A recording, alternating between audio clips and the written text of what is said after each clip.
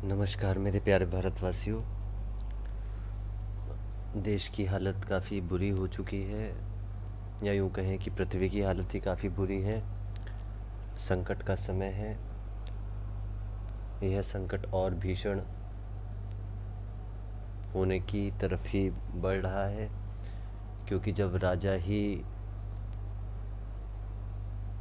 राजा की नीयत ही खराब हो जाए, राजा स्वार्थी हो जाए, सत्ता लोभी हो जाए, महत्वाकांक्षी हो जाए, तो प्रजा का कोई स्थान रहता नहीं है। और उस अवस्था में जबकि प्रजा भी सोई पड़ी हुई है और उसे उसी चीज़ में मज़ा आ रहा है, उस राजा के साथ मज़ा आ रहा है। क्यों? क्योंकि वो भी उसी की तरह है। तो अब इस सिचुएशन में हम लोगों को क्या करना चाहिए? देखिए, पहले तो हमें कोई एक बेस कैंप बनाना चाहिए।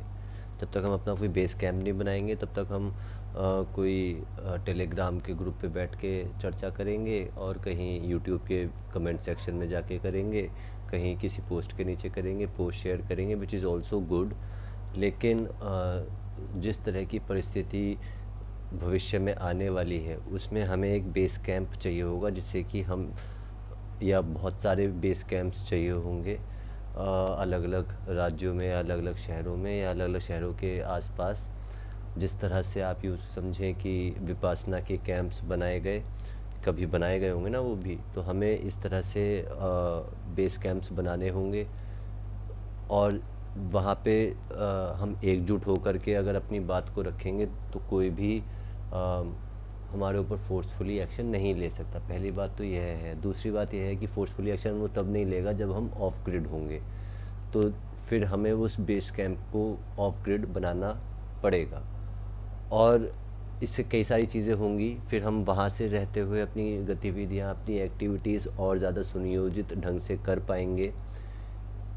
यह बेस कैंप ज़रूरी नहीं कि पूरे जीवन के लिए हो सकता है कि साल 2 साल में जब हम अपना कार्य स्थापित कर लें, और जो भी हमें जागरूकता या लोगों को जगाना है, अपने आप को, हम देखिए, अपने आप को बचाना इसलिए ज़रूरी है क्योंकि मानवता अगर सारी ही उससे प्रभावित हो जाएगी, जो भी अभी चीज़ें चल रही हैं, तो मानवता नष्ट हो जाएगी। जैसे प्रलय भी आती है तो कुछ लोगों को बचाया जाता है। तो इसलिए पहले उस बेस कैंप में वो लोग इकट्ठा हों जो कि जाग चुके हैं, और फिर वहाँ से रह कर के हम सुनियोजित ढंग से, प्लान्ड ढंग से अपनी एक्टिविटीज़ को कर सकते हैं।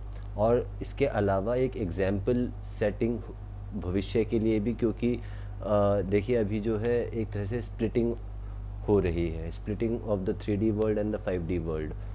और उसमें हम लोगों को 5D का एग्जाम्पल देना पड़ेगा। और जब तक 5D का एग्जाम्पल हम लोग नहीं देंगे, तो 3D वर्ल्ड वैसे का वैसे ही रहेगा, या वो और ज़्यादा हमें उसी में उलझाने की कोशिश करते रहेंगे। तो अब ये बेस कैंप्स कैसे बनेंगे, इसमें हमें पार्टनरशिप या कोलैबोरेशन की आवश्यकता काफ़ी पड़ेगी। तो हम लोग कोशिश कर रहे हैं, आप लोग भी कोशिश करिए, और हम ज़्यादा से ज़्यादा अगर एक दूसरे के साथ जुड़ पाए तो बहुत बेहतर होगा। धन्यवाद।